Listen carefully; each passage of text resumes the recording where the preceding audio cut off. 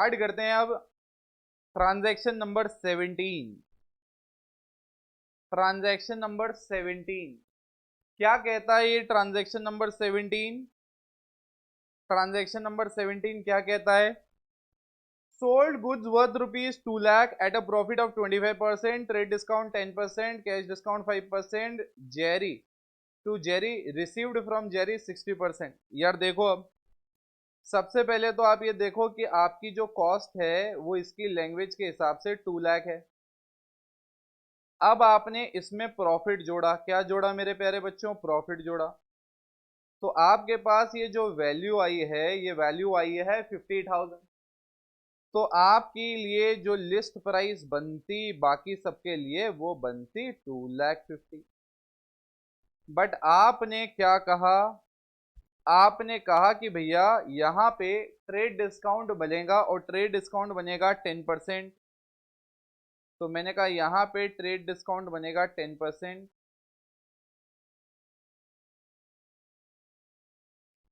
Done है कि not done है? मैंने कहा नॉट डन। तो यहाँ पे देख लो 25,000। क्लियर है? अब मैंने कहा यहाँ पे जो आ रहा है वो आ रहा है 2,25,000। 2,25,000 यहाँ पे एक वैल्यू निकल के आ रही है। मैंने कहा ये आई आपके बिल अमाउंट। क्या आया मेरे प्यारे बच्चों? ये आपका आया बिल अमाउंट। ठीक है, अब हम बाइफरकेट करेंगे कि इस बिल अमाउंट में से हमें 60% तो रिसीव्ड है और 40% नॉट रिसीव्ड है। 60% रिसीव्ड है, 40% नॉट रिसीव्ड है। Now what we gonna do, how we gonna do, वो अपन यहां पे देखते हैं। मैंने कहा यार 40% 60% आ गया, तो मैंने कहा मुझे फटाफट एक बार कैलकुलेट करके बताना। 40 कर लेते हैं, आसानी से हो जाएगा। पहले 40 करोगे तो 90,000 आएगा। 40 करोगे तो कितना आएगा गाइस? 90,000 आएगा। जब ये माइनस कर दोगे तो कितना बचेगा? 1,35,000। अब क्वेश्चन कहता है भाई जो पैसा हमें हाथों हाथ आ गया उस पे तो आपको डिस्काउंट देना पड़ेगा। कौन सा डिस्काउंट? कैश वाला। कितना है? 5%। कितना होता है गाइस 5% इसका? कैलकुलेट करो, कैलकुलेट करो। 6,750 आएगा आपके पास। कितना आएगा? 6,750। उसके बाद आप करोगे तो मेरे ख्याल से यहाँ पे टोटल आएगा 128,250। और ये वाला तो आपके पास ऐसा का ऐसा ही आ गया। तो क्या आप फटाफट इसको कॉपी मारोगे और इसकी एंट्री मारोगे मेरे लिए? एंट्री मारोगे मेरे लिए? जल्दी करो। कैश में कितना पैसा आया? यहाँ पे लिखा डिस्काउंट अलाउड।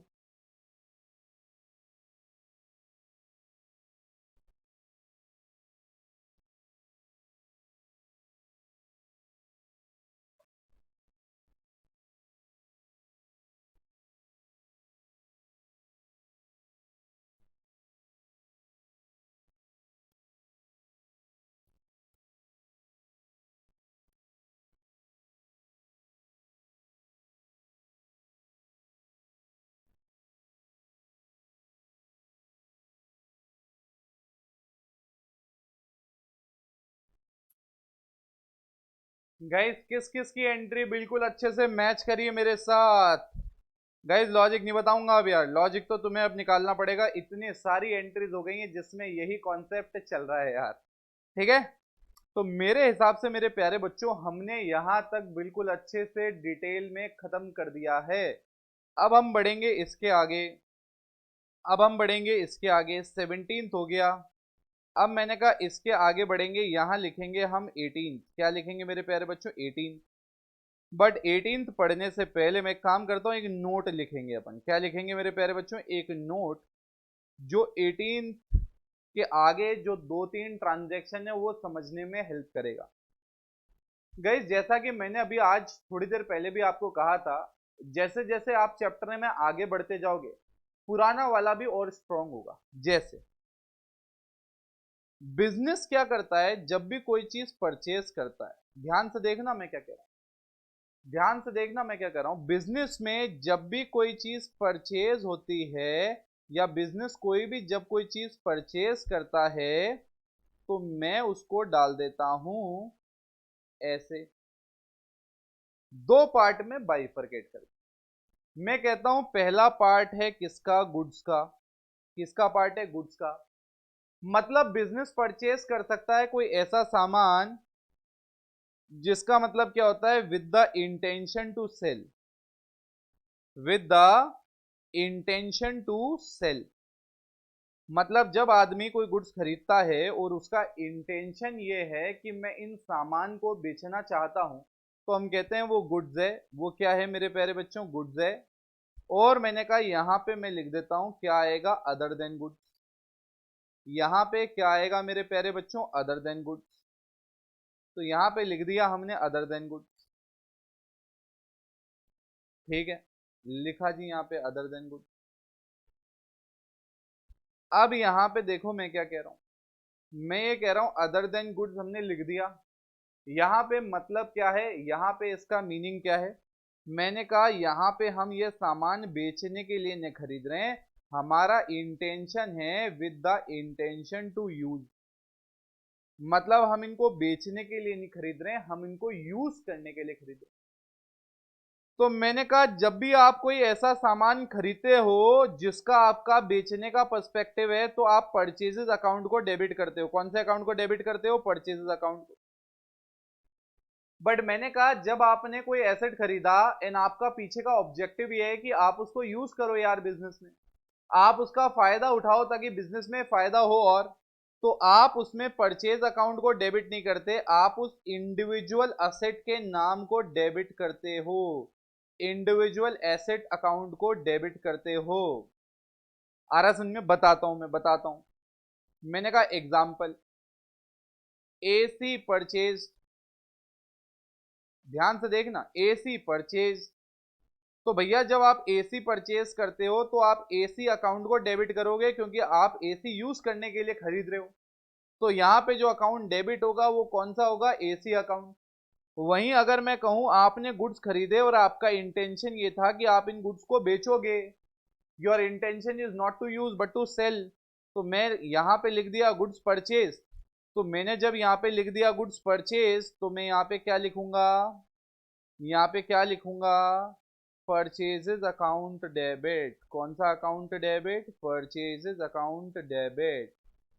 क्लैरिटी है मेरे प्यारे बच्चों, परचेजेस अकाउंट डेबिट कर दिया, उधर हमने एसी परचेज अकाउंट, एसी वाले केस में एसी अकाउंट को डेबिट किया। तो आपको समझ में आया परचेज अकाउंट को डेबिट कब करना होता है, और एसेट के नाम से कब डेबिट होगा। स्टोरी समझ में आ रही है। तो ये स्टोरी है परचेज की। मतलब परचेज को भी हमने दो पार्ट में बांट दिया, गुड्स परचेज किए कि अदर देन। क्योंकि गुड्स परचेज किए तो परचेज अकाउंट आएगा, गुड्स के अलावा कोई सामान परचेज किया है तो उसके नाम से लिखेंगे। अब गाइस देखो लॉजिक तो सेम है, दोनों ही केसेस में लॉजिक तो सेम है भाई। लॉजिक इन द सेंस, एक में तो एक्सपेंस हो रहा है तो डेबिट है, दूसरे में एसेट है इसलिए डेबिट हो रहा है। तो इसलिए हमारे को समझना बड़ा जरूरी है, डेबिट तो दोनों ही केसेस में हो रहा है, बट लॉजिक कैसे डिफरेंट है वो मैंने आपको बता दिया। फटाफट इस नोट को कॉपी करो तार समझदार बच्चे हो। अब मैंने कहा ट्रांजैक्शन नंबर 18 की तरफ बढ़ते हैं यार, ट्रांजैक्शन नंबर 18 की तरफ बढ़ते हैं, ट्रांजैक्शन नंबर 18 की तरफ बढ़ते हैं। क्या कहता है ये ट्रांजैक्शन नंबर 18, वो देख लेते हैं। ट्रांजैक्शन नंबर 18 कहता है भैया बिल्डिंग खरीदी 80,000 में। क्या खरीदी, बिल्डिंग। एक बात बताओ, आपने बिल्डिंग खरीदी तो बिल्डिंग आप यूज करने के लिए खरीदते हो। तो जब आपने बिल्डिंग खरीदी तो आप एंट्री क्या मारोगे, देखो यहाँ डायरेक्ट एंट्री मारूंगा मैं। देखो डेट तो पता नहीं है हमें। जब मैं बिल्डिंग खरीदता हूं तो मेरे पास एक एसेट आता है जिसका नाम है बिल्डिंग। तो यार एक बिल्डिंग जो मेरे पास पुरानी होगी कि नहीं होगी, बट अल्टीमेटली बिल्डिंग का एडिशन तो हो रहा है। कितने का एडिशन हो रहा है, 80,000 का। तो मेरे पास एक 80,000 का नया एसेट आया बिल्डिंग के नाम से, तो हमने डेबिट मार दिया। कुछ नहीं गिवन है तो मैंने एक किसमें खरीदी, कैश में। तो जो बढ़ा उसको डेबिट किया और जो एसेट घटा उसको क्रेडिट किया। नरेशन मार दोगे यहाँ पे, being building purchase for cash. अगला ट्रांजैक्शन करते हैं, ये दो तीन ट्रांजैक्शन है बेटा कनेक्टेड। चलो building purchased from Ram in cash, क्या बोला बेटा अपन ने? Building purchased from Ram in cash, ये भी क्या है बेटा? सेम टू सेम, इसमें भी कोई फर्क नहीं है।